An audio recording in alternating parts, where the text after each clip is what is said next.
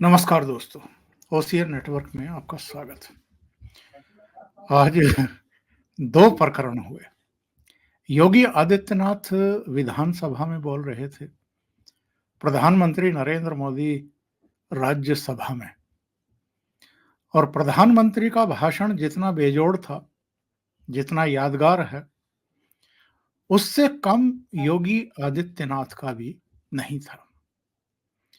योगी आदित्यनाथ ने तो एक तरीके से महाभारत काल की कुछ घटनाओं की याद दिलाते हुए अभी अयोध्या के बाद जिन 2 हमारे आस्था स्थलों की बात की जाती है, यानी काशी और श्री कृष्ण जन्मभूमि यानी मथुरा, उसको लेकर के बहुत ही रोचक बातें कह डाली।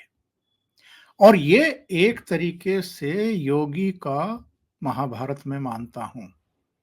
इसी तरीके से आप जानते हैं लोकसभा चुनाव बिल्कुल सिर पर हैं, और अभी हम 7 फरवरी में हैं, 8 फरवरी में हैं, और 1 महीने बाद किसी भी समय चुनाव की प्रक्रिया की तारीखें वगैरह सब अधिसूचना वगैरह घोषित हो चुकी होंगी। ऐसे में प्रधानमंत्री नरेंद्र मोदी ने जो कोई भी मौका चूकते ही नहीं हैं, कोई भी अवसर हाथ से जाने नहीं देते हैं, कभी नहीं गंवाते हैं।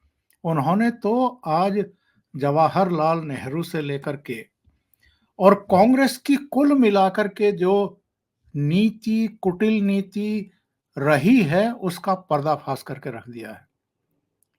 मनमोहन सिंह के समय जो पॉलिसी पैरालिसिस की बात की जाती थी, उसकी भी धज्जियां उड़ाई, और अपने तमाम उपलब्धियों का जिक्र करते हुए खास तौर से जो ये आजकल राग आलाप रहे हैं ओबीसी का और तमाम दूसरी चीजों का, उसका भी भंडा फोड़ करके रख दिया। नेहरू जी की एक चिट्ठी निकाल लाए जो उन्होंने मुख्यमंत्रियों को लिखी थी, और उसमें उन्होंने क्या-क्या कहा था आरक्षण को लेकर के।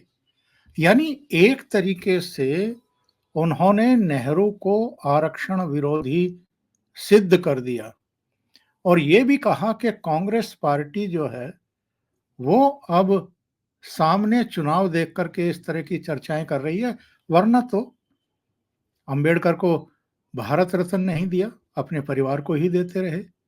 और कौन नहीं जानता है कि अंबेडकर को हरवाने के लिए उस समय क्या-क्या प्रपंच रचे गए थे। मेरे साथ 2 खास मेहमान इस समय जुड़ रहे हैं। धीरेन्द्र पुंडीर दिल्ली से और अनुपम मिश्रा प्रयागराज से। दोनों को जोड़ लेते हैं और दोनों ही भाषणों पर, यानी मोदी और योगी के भाषणों पर चर्चा करते हैं। आप दोनों का बहुत स्वागत है। नमस्कार। धीरेन्द्र जी, सबसे पहले मैं आपके पास आता हूं, बल्कि मैं अपने दर्शकों को भी और आपको भी योगी आदित्यनाथ के भाषण के वो अंश सुनवा देता हूं।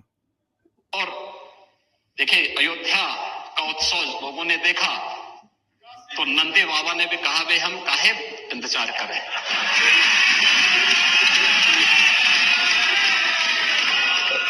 उन्होंने भी इंतजार किए बगैर रात्रि में बैरिकेड तोड़वा डाले, और हमारे कृष्ण कन्हैया कहां मानने वाले हैं।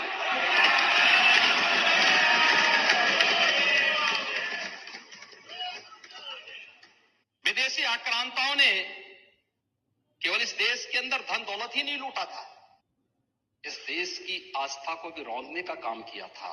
दुर्भाग्य है, आजादी के बाद उन विदेशी आक्रांताओं को महिमामंडित करने के कुछ प्रयास हुए अपने वोट बैंक के लिए।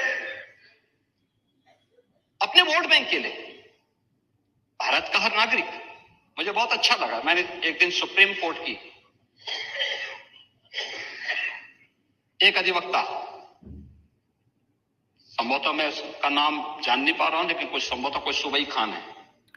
धीरेन्द्र जी, उनका उद्बोधन की एक क्लिप तो लंबी है, लेकिन उन्होंने इशारों इशारों में कह दिया जो काशी में हुआ, जो नंदी बाबा ने किया, बैरिकेटिंग तोड़वा करके फेंक दिए रात को। तो कृष्ण जी कहाँ मानने वाले हैं। इशारों इशारों में उन्होंने एक तरीके से पूरा सिंह संगनाद कर दिया है, शंखनाद कर दिया है। जी, आज का भाषण मुझे लगता है कि बहुत बहुत ही दिनों बाद इस तरह का भाषण होगा जिसको बहुत दिनों बाद तक याद रखा जाएगा कि आखिर इतनी क्लैरिटी के साथ कोई सरकार अपने एजेंडे को किस तरह से आम जनता तक पहुंचाती है, आम जनता तक रखती है। इस धन्यवाद भाषण में जब प्रधान मुख्यमंत्री बोल रहे थे तो उस वक्त शुरुआत उसी तरह की उन्होंने बहुत धीमे से, लेकिन जैसे उन्होंने शुरू किया और बार बार महाभारत की लाइनों को उन्होंने कोट करते हुए एक एक करके समाजवाद के पूरे रूप भी गिनवाए कि किस तरह से समाजवाद कहां तक पहुंचा। लेकिन ये सब चीजें चूंकि वार प्रहार प्रति प्रहार होता है, ये राजनीति का एक हिस्सा है, लेकिन कभी कोई सरकार इस तरह से क्लियर अपना मैसेज देती है, ये आज दिखाई दे रहा था क्योंकि उन्होंने कुछ नहीं छिपाया। अगर 24 के चुनाव या उसके बाद की राजनीति के लिए हम देखें, क्योंकि जिस तरह से संसद में ये लास्ट सत्र था, उम्मीद करते कि चुनाव से पहले ये विधानसभा में इस तरह से दोबारा नहीं अभी आएगा जब तक कि अधिसूचना जारी होगी। उन्होंने कहा भगवान श्री कृष्ण ने तो यही कहा था, देना है तो आधा दो, लेकिन इसमें भी यदि बाधा हो तो दे दो केवल 5 ग्राम। अपनी रखो अपनी धरती तमाम, हम वही खुशी से खाएंगे, परिजनों पर असी न उठाएंगे। लेकिन दुर्योधन वह भी दे न सका, असी समाज की ले न सका। इतनी क्लैरिटी के साथ उन्होंने उस उद्धरण को दिया। तो मुझे लगता है कि जब सरकार और खासतौर से जननेता ये यकीन कर लेते हैं कि उनकी जनता इस बदलाव के लिए तैयार है या नहीं, इस चीज के लिए आगे जाने के लिए वो जनता, जो पूरा जनता का बड़ा हिस्सा है, जो इस देश की आत्मा है। इसीलिए आप देखेंगे जिस सांस्कृतिक राष्ट्रवाद या जिसकी बात की जाती थी, एक एक चीज आज एजुकेशन पॉलिसी पे क्लियर किया कि किस तरह से उनको नायक बना दिया। उन्होंने जो खलनायक थे इतिहास का, जिन्होंने आस्थाओं को रोंदा, उनको नायक बना दिया। यानी उन्होंने पूरी एजुकेशन सिस्टम को किस क्लैरिटी के साथ कहा कि भाई ये हमको उस तरह का कोई स्वीकार नहीं है जो विदेशी आक्रमणकारियों को, बर्बर हत्यारों को नायकों के तौर पर हमारे बच्चों को पढ़ाया जाए। उन्होंने कहा कि आस्था के सिर्फ 3 बिंदु, उन्होंने तीनों को गिना। आपने जो सुनवाया वो बिल्कुल साफ तौर पर उन्होंने कहा कि ये बैरिकेडिंग तुड़वा बैठे, यानी रात को, जिसको आपने ओवैसी का बयान सुना होगा, बहुत सारे लोगों ने उस समय बहुत कानून होने की कोशिश की। और आप देख रहे होंगे आजकल सबसे ज्यादा अगर कोई है तो लेफ्टिस्ट या तमाम लोग ये बताने में लगे हुए हैं कि देखिए 1991 का कानून, places of worship act of, उनके पास ना तो शाहबानों का कोई मामला रहता है, ना उनके पास सीए जो है एक्ट उसका कोई मामला रहता है, लेकिन 1991 का रहता है। उस सब चीज को उन्होंने क्लैरिटी के साथ कह दिया और फिर कहा ये बहस जब 1985-86 में शुरू हुआ था और शहाबुद्दीन हुआ करते थे जो सिविल सेवा से आए थे, उस वक्त भी ये कहा गया था और ये पहल हो गई थी कि ये 3 जो केंद्र हैं, आस्थाओं के केंद्र हैं, मथुरा, अयोध्या, काशी, इनको लेकर अगर वापस कर दिया जाए और तब उसके बाद ये सहर्ष वापस किए जाएं और उसके बाद ये देश आगे की तरफ बढ़े। और ये बात मुस्लिम क्लर्गी में आई हुई थी, उन्होंने ये बात स्वीकार भी की थी। लेकिन लेफ्टिस्ट हिस्टोरियन जिनमें से रोमिला थापर, एस गोपाल, इरफान हबीब, सूरज भान, जया मेनन, इतनी लाइन से है जो 52, उन लोगों ने खुद से आगे बढ़ के उन्होंने इन मुस्लिम जो लीडरशिप थी उसको ये यकीन दिलाया कि नहीं, ये आपसे नहीं ले सकते, आप ये क्या कर रहे हैं, ये तो इतिहास का काला हिस्सा है, ये तो सब चीजें। उस समय वो दौर चल रहा था जो वो लिख देते थे अंग्रेजी के अखबारों में, वो छप जाता था और इस देश के लिए सच हो जाता था, क्योंकि देश की 97% आबादी को ना तो उन अखबारों से कोई लेना देना था, ना उन अखबारों के एडिटर्स से कोई लेना देना था। आज जब वो सीधे तौर पर योगी बोल रहे हैं तो आप ये समझिए कि वो अपने लोगों से संवाद कर रहे हैं। और मैं ये कहता हूं कि इस पूरी पार्टी ने, इस पूरे जो नया रिजीम है, उसने लोगों के साथ बीच की कोई स्थिति छोड़ दी है, वो सीधे तौर पर संवाद करते हैं। उन्होंने तो ये तक कहा कि भारत का बहुसंख्यक समाज गिड़गिड़ाए, ऐसा पहली बार हुआ है, आजादी के बाद हुआ है। तो उन्होंने क्लैरिटी के साथ ये बता दिया, क्योंकि आज एक साथ दो भाषण चल रहे थे। आप प्रधानमंत्री के भाषण की बात जरूर कर रहे हैं, लेकिन आप एक और जो प्रस्ताव उस समय पास हो रहा था, जो वहां जिसकी पटाखों की गूंज जो है लोगों को सुनाई दे रही थी, वो था उत्तराखंड में यूसीसी का। तो उस वक्त दोनों प्रधानमंत्री, तो मैं हंस रहा था कि पहाड़ों की रोशनी जो है लखनऊ तक प्रकाशित कर रही है, लखनऊ से आगे बढ़कर देश के अलग हिस्सों तक जा रही है। मुझे लगता है कि आज के भाषण में बीजेपी ने और खासतौर से योगी आदित्यनाथ ने इस सरकार का आने वाले टाइम का एजेंडा भी साफ कर दिया, और ये एक इशारा भी है कि आपको जन भावनाओं को, बीच में किसी ने बरनावा की बात भी की, तो उन्होंने कहा कि वो तो हमारा महाभारत काल का है, उसके लिए क्या है, पांडवों का वो है। तो मुझे लगता है कि जो सांस्कृतिक राष्ट्रवाद या इस राष्ट्र की आत्मा की जो बात की गई है, अयोध्या पे जब आप कहेंगे तब उस पर बात करूंगा, लेकिन आज के भाषण की शुरुआती रिमार्क में इस तरह का भाषण जिसमें इतनी क्लैरिटी हो, जो सरकार के आने वाले समय की पूरी कार्यबद्ध योजना के बारे में बोलती हो, कम होता है। जी ओंकार जी। बिल्कुल सही बात आपने कही है अनुपम जी। सबकी निगाहें उत्तर प्रदेश पर ही टिकी हुई हैं। 2014, 2019 दोनों ही चुनाव में नरेंद्र मोदी को अगर बहुमत दिया है किसी स्टेट ने, तो वो उत्तर प्रदेश है। और उत्तर प्रदेश की जो हाल की घटनाएं हैं, अयोध्या की, काशी की, अभी मथुरा का जिक्र कर दिया है योगी जी ने, ये तीन तो हैं ही जिनको लेकर के वर्षों से, दशकों से, सदियों से लोग इंतजार कर रहे हैं। पर केवल ये तीन चीज नहीं है। उत्तर प्रदेश में जिस तरीके से विकास हो रहा है, हमें उसकी भी अनदेखी नहीं करनी चाहिए। और जिस तरीके से निवेश आ रहा है, तो कुल मिलाकर के जो पैकेज है इस समय मतदाताओं के सामने, वो सबसे आइडियल है, सबसे ज्यादा लोक लुभावन भी है और एक संदेश देने वाला भी है। ओंकार जी देखिए, भारत का एक चुनावी इतिहास बताता है कि विकास के नाम पर लोग चुनाव नहीं जीतते। अटल जी इंडिया शाइनिंग लेकर आए थे, हार गए। चंद्रबाबू नायडू ने अपने जमाने में मतलब आपने देखा था किस कदर विकास किया था और कैसे हैदराबाद को क्या बना डाला था, पूरे प्रदेश में बिजली की क्या व्यवस्था की थी। चंद्रबाबू नायडू चुनाव हार गए। भारतीय जनता पार्टी इस बात को अच्छी तरह समझती कि केवल विकास के नाम पर चुनाव नहीं जीता जा सकता। और मैं मानता हूं, और पुंडीर साहब मैं इस पे आपकी भी राय चाहूंगा, कि भारतीय जनता पार्टी ने अपने एजेंडे को जिसे कहना चाहिए त्रिशूल की तरह तीन मुंह कर रखा। एक विकास, डेफिनेटली बीच में विकास है, पर उसके दूसरी तरफ आपको समाजवादी योजनाएं नजर आएंगी, जिसमें आप देख रहे हैं कि फ्री का राशन मिल रहा है, और जिसे आपने देखा कि इतनी बड़ी हेल्थ स्कीम आपकी आयुष्मान चल रही है, और उज्ज्वला योजना चल रही है, फ्री के टॉयलेट्स बने, फ्री के घर बने, घर घर पानी देने की बात हो रही है, सोलर एनर्जी के माध्यम से बिजली फ्री देने की बात हो रही है। तो पहला तो बीच का आप मान लें, इस त्रिशूल का जो वो नोक है वो विकास है। उसके एक तरफ आपको ये समाजवादी योजनाएं नजर आती हैं, जो कि जन कल्याणकारी योजनाएं, जिसको आपने देखा किसानों के खातों में सीधे पैसा देना वगैरह वगैरह। और तीसरा आपको उनका नजर आता है इमोटिव इश्यूज। मेरा अपना मानना है ओंकार जी, चुनाव में अगर सबसे ज्यादा इंपॉर्टेंट कुछ है तो एक भावनात्मक मुद्दे होते हैं, जो किसी भी सरकार को बना या गिरा सकते हैं, बना या बिगाड़ सकते हैं। तो तीसरा उनका इमोटिव इशू है। विकास का दामन उन्होंने छोड़ा नहीं, विकास पर लगातार काम हो रहा है। आप देख रहे हैं कि पूर्वांचल एक्सप्रेसवे को आपने देखा उधर दूसरे एक्सप्रेसवे से जोड़ रहे हैं। आपने देखा कि पूरा एक रिलीजियस कॉरिडोर बना रहे हैं। तमाम चीजें हो रही हैं, और केंद्र, चूंकि डबल इंजन की बात है, तो केंद्र सरकार का पूरा सहयोग मिल रहा है। दूसरी तरफ आप देख रहे हैं कि जिस सारी जन कल्याणकारी नीतियां चल रही हैं।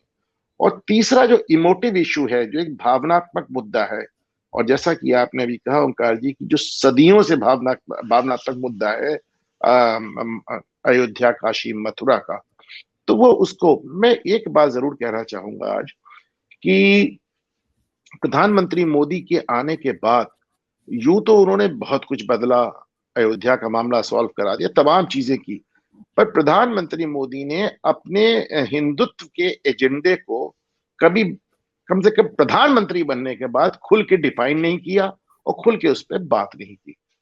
ये मैं समझ रहा हूं कि भारतीय जनता पार्टी के शासन के 10वें साल में और योगी आदित्यनाथ के शासन के 7वें साल में ये एक जबरदस्त एक उनका एक स्पीच थी, और जिसमें उन्होंने खुल के अपना एजेंडा बयान कर दिया, डिफाइन कर दिया, एकदम खुले तौर पे चुनौती दे दी। आप देखें, जो बैरिकेडिंग तोड़ी थी, वो रात को बैरिकेडिंग हटाई थी, 7 दिन की मोहलत थी योगी सरकार के पास, और 7 घंटे में उन्होंने कर डाला।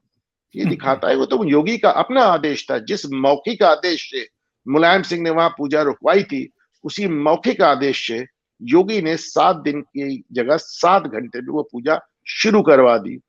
तो आप उसके बाद जरा आप उनकी शब्दावली देखें कि नंदी महाराज ने बाड़ा तोड़ दिया, कृष्ण कन्हैया कैसे मानने वाले हैं। तो इन सब में आपको एक जिद, एक हट और एक एग्रेशन नजर आता है ओंकार जी। इसमें हिंदू नहीं, हिंदुत्व नजर, प्रतिबद्धता नजर आती है, समर्पण नजर आता है, उनका भाव नजर आता है, उनकी आस्था नजर आती है। और मैंने इससे पहले भारतीय जनता पार्टी के, कभी कभी हेमंत बिस्वा शर्मा इस भाषा में बात करते हैं, पर मैंने इससे पहले भाजपा के किसी नेता को, ये कभी कभी मैंने नरोत्तम मिश्रा को भी इस भाषा में बात करते देखा था, लेकिन बड़ा ही खुल के उन्होंने जैसे अपना अपना एजेंडा डिक्लेयर किया। जिस तरह उनको, जैसे आप कह रहे हैं योगी का महाभारत, जिसमें उन्होंने विपक्ष को सीधे सीधे दुर्योधन बना डाला, जिसमें 5 ग्रामों के नाम पे उन्होंने वो तीनों जो हिंदुओं के तीर्थ है उनको खुलेआम वापस लेने की घोषणा कर दी। तो मैं समझता हूं कि एक जैसे वाटरशेड मोमेंट है ये। मतलब मुझे याद नहीं पड़ता कि इसके पहले इतना खुला डिक्लेरेशन मोदी या योगी या किसी और भाजपाई मुख्यमंत्री या लीडर ने किया हो। तो आप इसका असर देखेंगे। मैं आपको बता रहा हूं ओंकार जी, जो भाषा आज योगी आदित्यनाथ ने बोली है, उसका असर राम मंदिर से कम नहीं होगा ओंकार जी। बहुत बड़ी बात आपने कही है, बिल्कुल सही बात कही है। अब आते हैं जरा प्रधानमंत्री नरेंद्र मोदी पर। नरेंद्र मोदी का जो भाषण है राज्यसभा का, वो संग्रहणीय तो है ही, बहुत लंबे समय तक वो असर डालने वाला है भारतीय राजनीति पर। और मैं तो कहूंगा, वो कहते हैं ना कि ताबूत में आखिरी कील ठोकना। मैं आपको उनका एक बयान सुनवाता हूं, दर्शक भी सुने। हमें यहाँ आर्थिक नीतियों को लंबे में भाषण सुना रही है। आदरणीय सभापति जी, जिस कांग्रेस ने ओबीसी को पूरी तरह आरक्षण नहीं दिया, जिसने सामान्य वर्ग के गरीबों को कभी आरक्षण नहीं दिया, जिसने बाबा साहब के बजाय बाबा साहब को भारत रत्न देने योग्य नहीं माना, अपने ही परिवार को भारत रत्न देते रहे, जिस कांग्रेस ने देश की गली सड़कों चौक चौराहे पर अपने ही परिवार के नाम पे 5 जड़ दिए हैं, वो हमें उपदेश दे रहे हैं, वो हमें सामाजिक न्याय 5 पढ़ा रहे हैं। हमें यहाँ आर्थिक नीतियों को लंबे में भाषण सुना रही है। आदरणीय सभापति जी, ये जो अटैक किया है प्रधानमंत्री नरेंद्र मोदी ने, धीरेन्द्र जी आपकी टिप्पणी शुरू में चाहूंगा, बाद में अनुपम जी के पास। ये एक निर्णायक प्रहार है इनके ऊपर, इनको एक्सपोज कर दिया पूरी तरीके से। और उन्होंने तो बल्कि जम्मू कश्मीर का भी उदाहरण दिया कि 70 साल तक वहां पर अलग अलग जातियों को वंचित रखा गया, उनके हकों से वंचित रखा गया।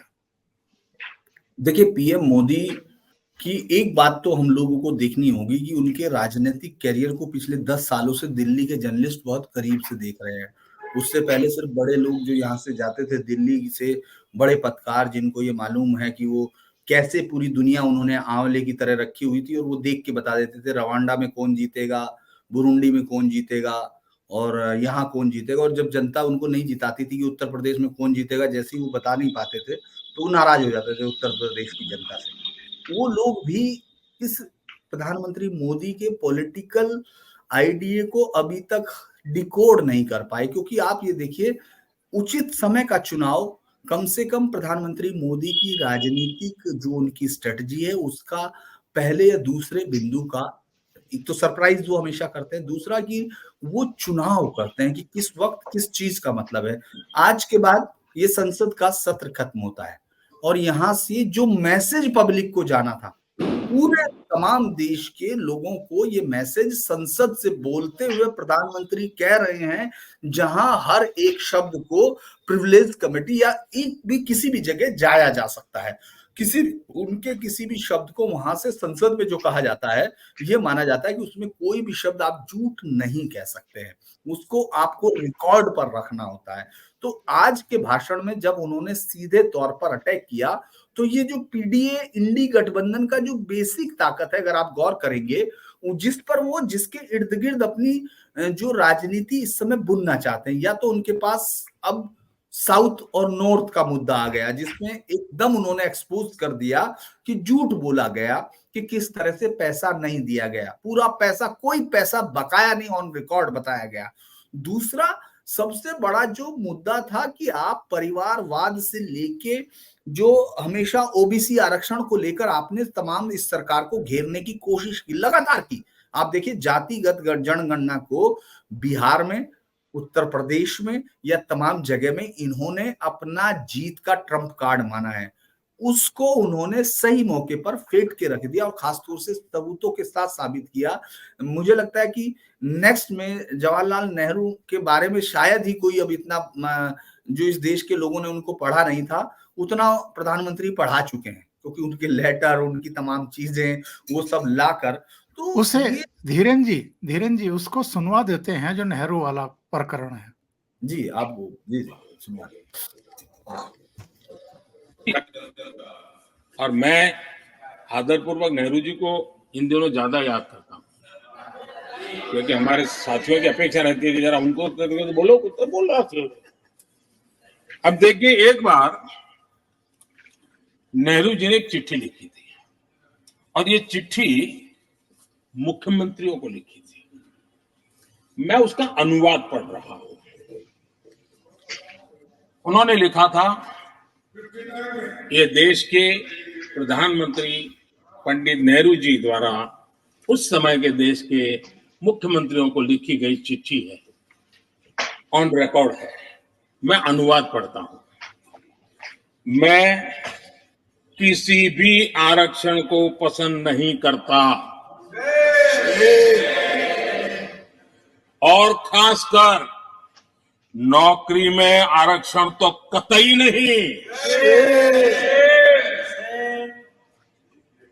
मैं ऐसे किसी भी कदम के खिलाफ हूं जो अकुशलता को बढ़ावा दे, जो दोयम दर्जे की तरफ ले जाए। ये पंडित नेहरू ने मुख्यमंत्रियों को लिखी हुई चिट्ठी है। और तब जाकर के मैं कहता हूं, ये जन्मजात इसके विरोधी है। नेहरू जी कहते थे अगर एससी, एसटी, ओबीसी को नौकरियों में आरक्षण मिला तो सरकारी काम का स्तर गिर जाएगा। और आज जो आंकड़े गिनाते हैं ना कि इतने यहां है, इतने यहां है, उसका मूल यहां, क्योंकि उस समय उन्होंने रोक दिया था रिक्रूटमेंट ही मत करो।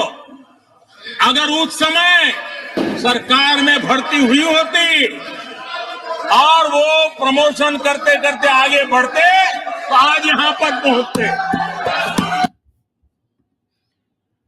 जी धीरेन जी, ये वो इशारा है जो कुछ दिन पहले राहुल गांधी और उनकी पार्टी के लोगों ने ये बताया था कि कितने सेक्रेटरीज किस कास्ट के हैं, कितने उस पर हैं, वो सब हैं। तो वो एक पूरे इससे ज्यादा ऑथेंटिक उनके पास जवाब हो नहीं सकता है कि आप सक्सेशन में आगे बढ़ते जाते हैं।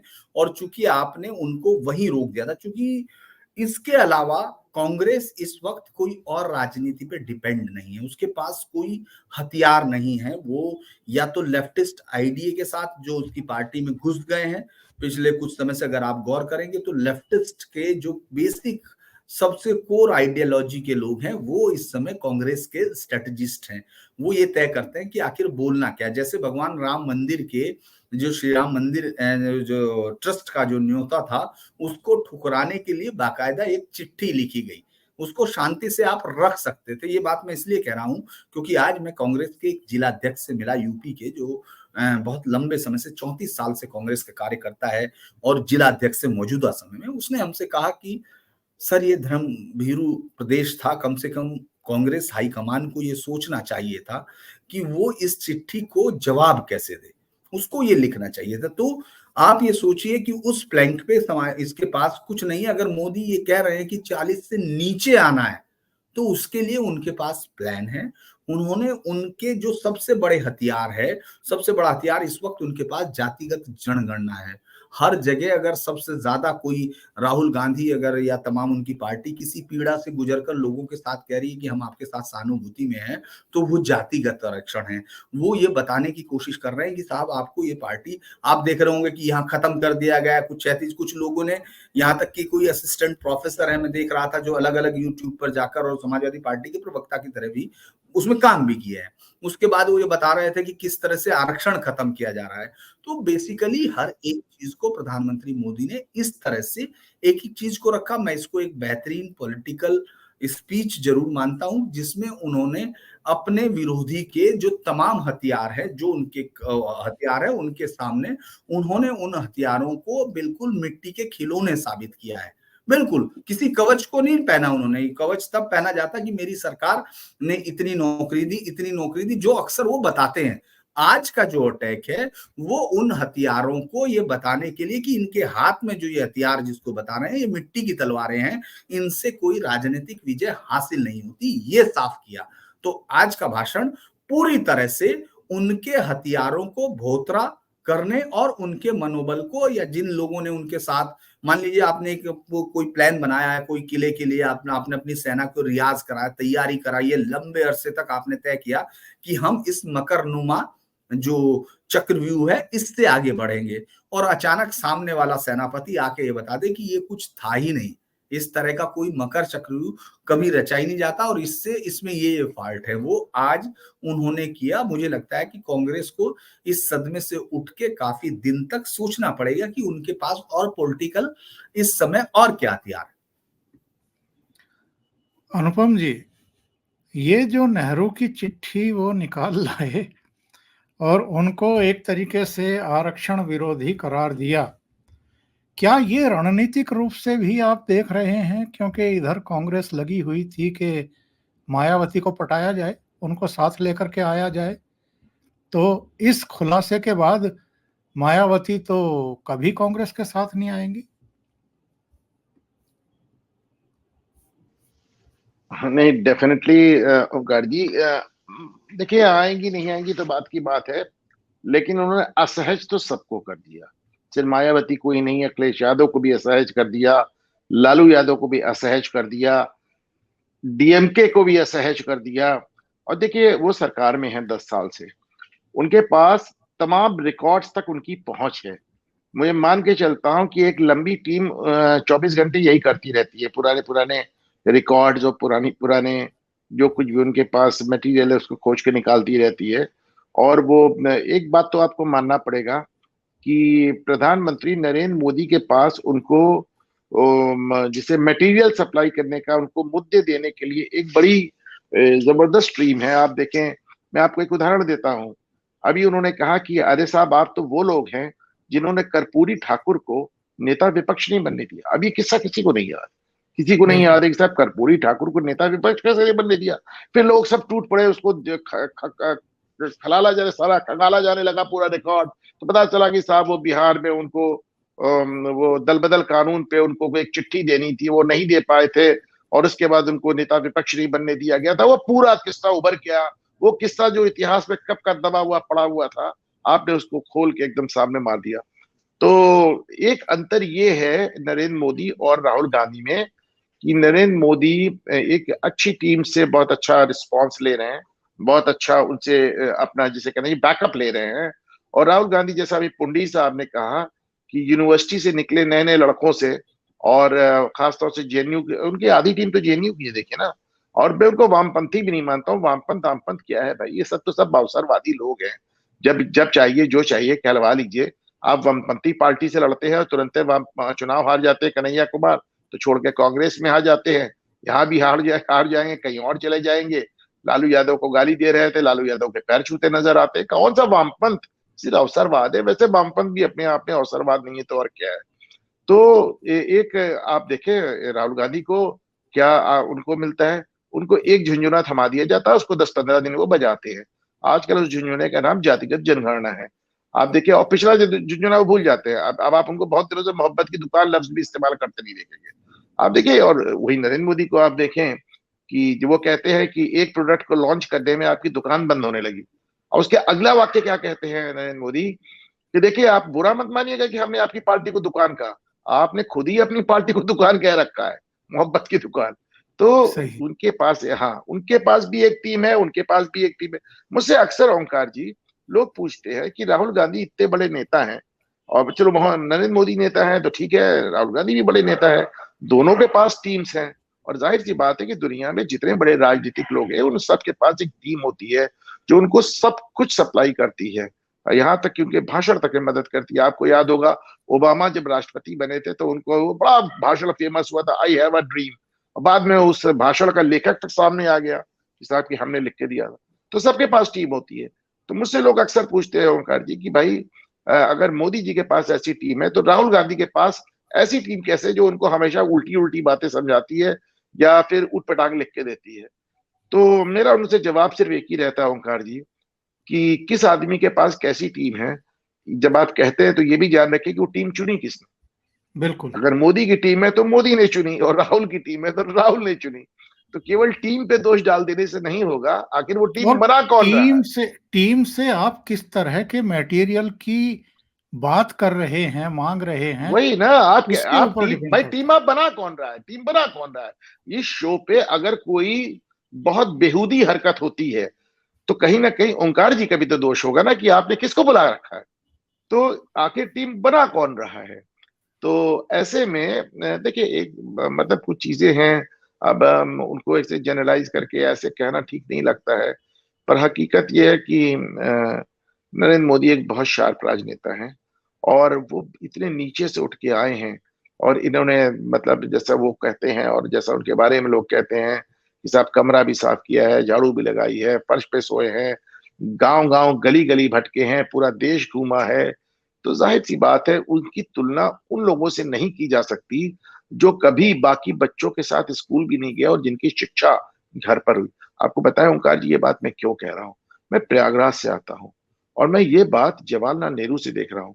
यहाँ पे नेहरू जी आनंद भवन में रहते थे, और यहाँ पे उस जमाने यहाँ पे कॉलेज सेंट मेरीज कॉन्वेंट लड़कियों का है।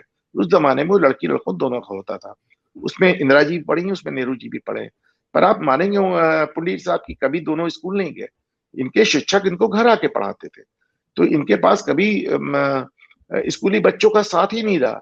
राहुल गांधी कहने को सेंट स्टीफेंस तक रहे पर वो क्लास तक नहीं करते थे। दुनिया से भाई सिक्योरिटी रीजन से और तमाम रीजन से आपको कट के रहना पड़ा।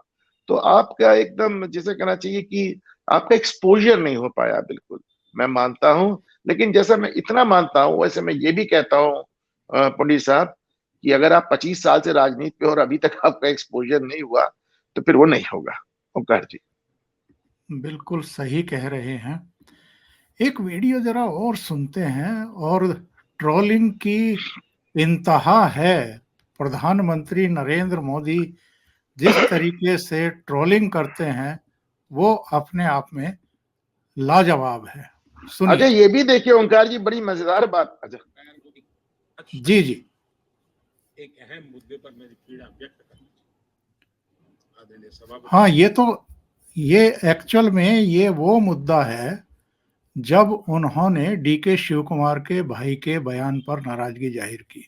इसको सुन लेते हैं पहले। एक राष्ट्र हमारे लिए सिर्फ जमीन का टुकड़ा नहीं है, हम सबके लिए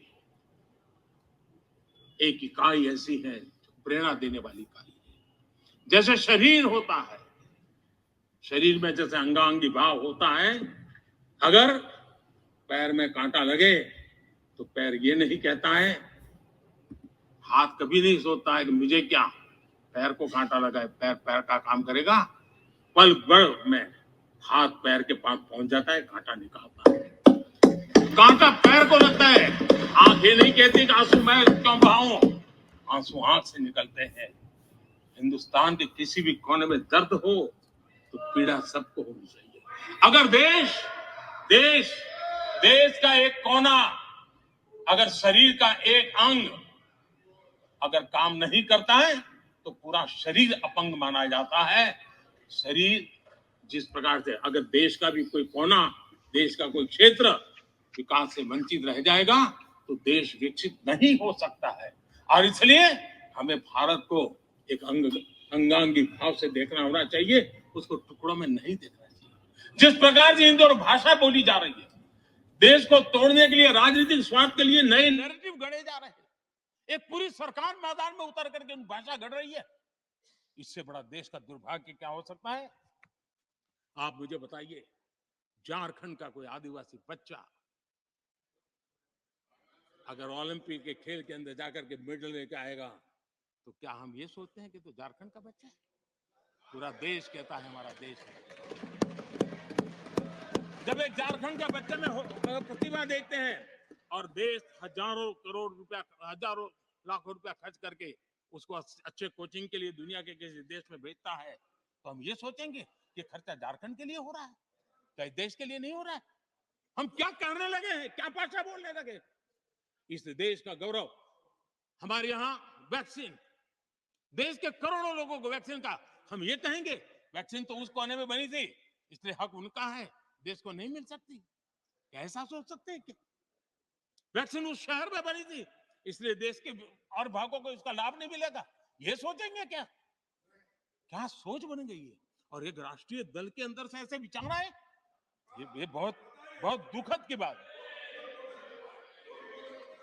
मैं पूछना चाहता हूं आदरणीय सभापति जी, क्या अगर हिमालय कल कहना शुरू कर दें, हिमालय कल बोलना शुरू कर दें कि नदियां मेरे यहां से बहती हैं, मैं तुम्हें पानी नहीं देने दूंगा, पानी का अधिकार मेरा है, देश का क्या होगा?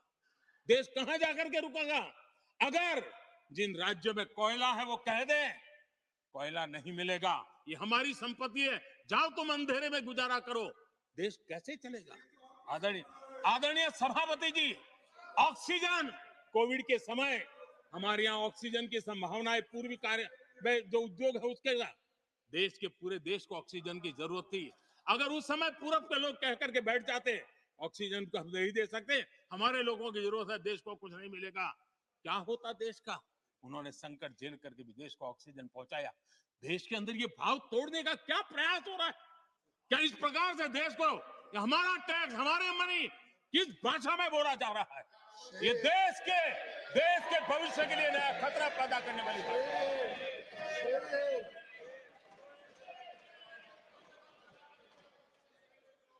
देश को तोड़ने के लिए नए नए नैरेटिव खोजना बंद कर दीजिए। देश को आगे बढ़ना है, देश को एक साथ लेकर के चलने का प्रयास कीजिए। आदरणीय सभापति जी,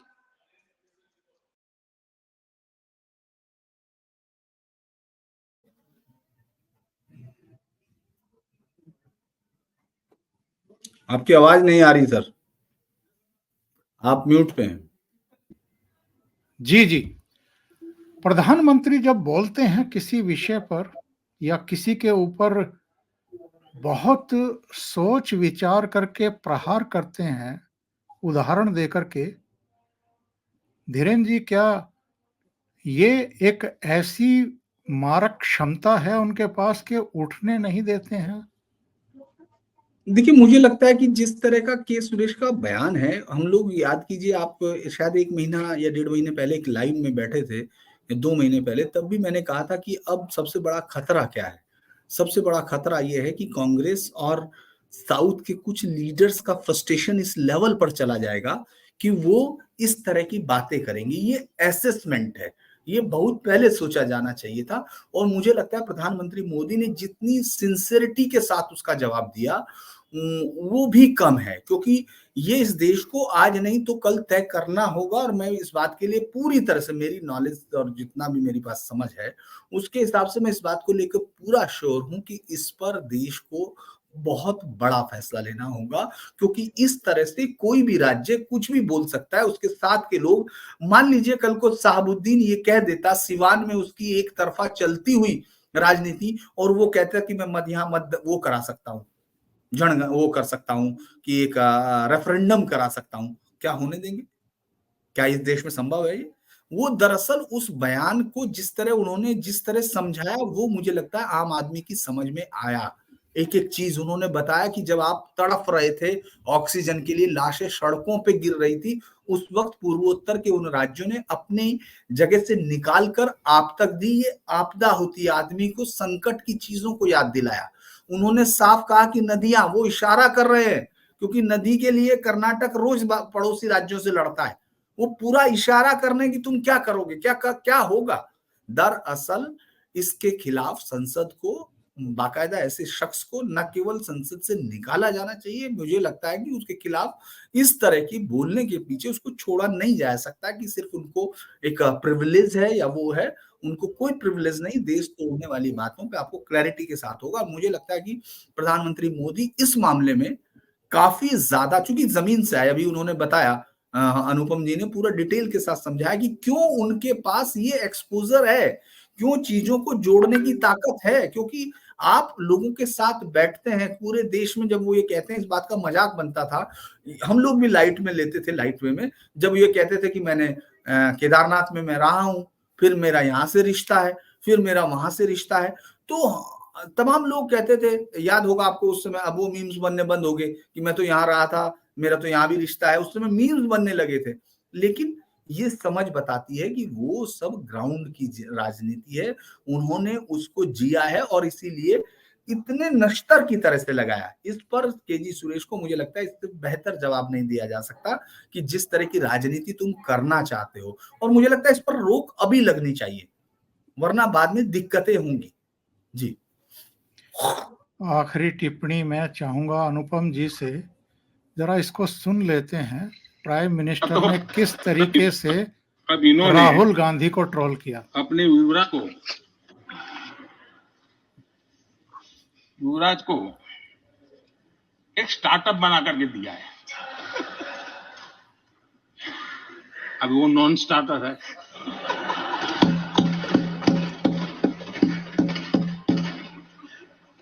न तो वो लिफ्ट हो रहा है, न वो लॉन्च हो रहा है। अब इन्होंने अपने युवराज। जी अनुपम जी। ओंकार जी, आप एक चीज नोटिस करें कि आज प्रधानमंत्री ने, कम से कम मैंने नहीं सुना, पुलिस साहब ज्यादा ध्यान से पूरा डिबेट सुनते हैं, अगर मैं गलत कह रहा हूं तो मुझे प्लीज टोक दें, पर मुझे लगता है प्रधानमंत्री ने अपने निशाने पे सिर्फ कांग्रेस को रखा, उन्होंने क्षेत्रीय पार्टियों को पूरी तरह बख्श दिया। अब ये देखिए बड़ी बात है, उनको नजर आ रहा है कि भाई क्षेत्रीय पार्टियों से ऐसे ही कांग्रेस की नहीं पट रही है। अब बताए ममता बनर्जी जो बयान दे रही है, वो बयान आज उन्होंने दोहरा दिया, 40 सीट वाला। लो अब आप देखें, उन्होंने 3 बयान दोहराए। पहले उन्होंने कांग्रेस को दुकान कहा, फिर कहा आप ही कहते हैं दुकान है। 400 पार कहा साहब खड़गे साहब कहते हैं। कांग्रेस 40 सीट नहीं पाई, कैसा ममता जी कहती। तो आप उन्हीं से अस्त्र शस्त्र लेकर उन पर आप लगातार छोड़ रहे हैं। तो ये दूसरी बात, अभी जैसे मैं देखा, मुझे लगता है पुलिस, ओंकार जी, हमको वो भी उस पर भी देखना चाहिए। उनका एक बड़ा जबरदस्त बयान सेना पर भी आया। अगर सेना का मजाक उड़ाना, सेना को डिमोरलाइज करना आप बंद करें। अब ये देखिए, ये एक ऐसी बात है जो आम भारतीय को छूती है, क्योंकि अजय देखिए, कभी मैं क्या कहूं, हमारी तरफ कहते हैं आपकी बुद्धि की बलिहारी है। बालाकोट करके आप 2019 हार गए, फिर आप कहते रहे कि साहब बालाकोट का फायदा उठा लिया। अभी जब चुनाव आया तो पूरे 5 साल बाद फिर बालाकोट का जिन्हें निकाल लिया आपने, और अधीर रंजन चौधरी फिर से सेना का मजाक उड़ाने लगे, बैठ के वायुसेना का मजाक उड़ाने लगे संसद में, क्या कहते हैं, सच कहते हैं, झूठ कहते हैं, वगैरह वगैरह। तो अब जाहिर सी बात है, ये बातें लोगों को बुरी लगती है, और जो बातें लोगों को अच्छी या बुरी लग रही हैं, अगर नेता आपके दिल में झांक कर उन बातों को छूने में कामयाब है, तो फिर वो एक किस्ता फल लेता है। अब बड़ी दिक्कत कहाँ आती है, देखिए आप ओंकार जी, मतलब जहां गलत है मैं सब कहता हूँ, सब कहता हूँ, लेकिन दिक्कत ये है कि अगर मोदी अच्छा काम कर रहे हैं तो क्यों ना कहे भाई, कह दो। तो अभी पिछले शो में बैठा था कि साहब आप भाजपा ही है, उसका कोई क्या जवाब दे।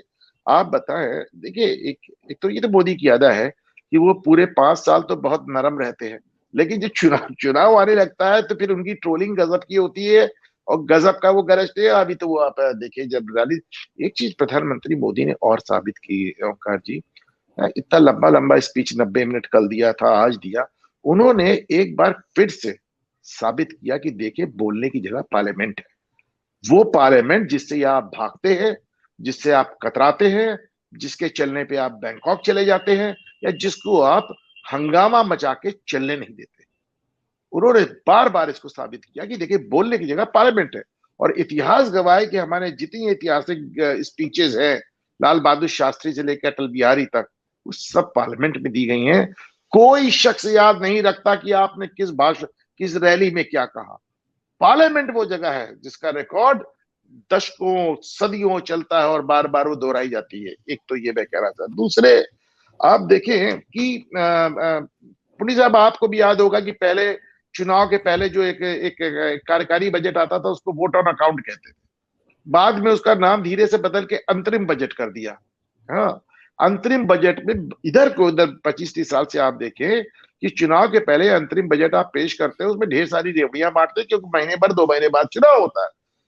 मैं, और अगर मैं फिर से गलत हूं तो आप दोनों प्लीज हम मुझे करेक्ट कर दीजिएगा, मैं पहली बार ऐसा अंतरिम बजट देख रहा हूं जिसमें कोई घोषणा नहीं, कोई छूट नहीं, कोई आयकर में छूट नहीं, कुछ नहीं, कोई रेवड़ी नहीं। बिजली की बात भी करते हैं फ्री की, तो उसको सोलर एनर्जी जोड़ देते हैं कि अपने छत पे लगाओगे तो फ्री बिजली पाओगे। तो ये एक, आज मुझसे किसी ने सवाल किया, पंडित साहब, किसी ने कहा कि क्या ये प्रधानमंत्री मोदी का ओवर कॉन्फिडेंस है। हमने कहा साहब देखिए, ओवर कॉन्फिडेंस में आने वाले शख्स को लगते तो नहीं। इसमें मैं बिल्कुल मानता हूं कि जो उन्होंने बजट में एकदम उस बजट को मैं सुन रहा था कि एक पत्रकार कह रहे थे ये तो मोदी की जीत का ऐलान है।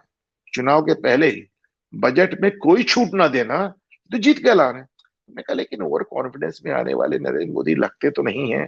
बड़ी जिंदगी की एडवर्सिटीज उन्होंने देखी है। तो एक बात आप जान लीजिए, एक तरफ वो बजट में कोई छूट नहीं देते, तो दूसरी तरफ अपने कैडर के, अपनी पार्टी के जो पॉपुलर ओपिनियन है उसके खिलाफ जाकर नीतीश से हाथ मिलाते हैं। अपने कैडर के, अपनी पार्टी का जो पॉपुलर ओपिनियन उसके खिलाफ जाके जयंत चौधरी को दाना डालते हैं। अपने कैडर के, अपनी पार्टी का जो पॉपुलर ओपिनियन उसके खिलाफ जाके उद्धव ठाकरे से भी एक बातचीत शुरू करते हैं, बादल से भी बातचीत शुरू करते हैं, नायडू से। तो मैं इसको कहता हूं कि मोदी वो शख्स है जो बात 400 की करते हैं, आंख 272 पे रखते हैं। ओंकार जी, और इस नोट पर मैं कार्यक्रम समाप्त करूंगा कि जो बहुत इंटेलिजेंट छात्र होते हैं, मेधावी छात्र होते हैं, वो जब परीक्षा शुरू होती है उस समय रात रात भर जाग करके नहीं पढ़ते हैं। वो पूरे साल उसकी तैयारी करते हैं और जब एग्ज़ाम का टाइम आता है तब पूरी तरीके से रिलैक्स हो करके एग्ज़ाम देते हैं। नरेंद्र मोदी अंतरिम बजट में लोगों को घोषणाएं करके लुभाने के रास्ते पर चलने वाले लोग नहीं, व्यक्ति नहीं है, प्रधानमंत्री नहीं है। उन्होंने तो इतना बड़ा लाभार्थी वर्ग ऑलरेडी तैयार कर दिया है जिसके लिए अंतरिम बजट या आम बजट में कुछ ज्यादा घोषणाएं करने की जरूरत ही नहीं है। बहुत बहुत धन्यवाद अनुपम जी और धीरेन्द्र जी, आप दोनों जुड़े। बहुत बहुत धन्यवाद आपका। Thank you so much.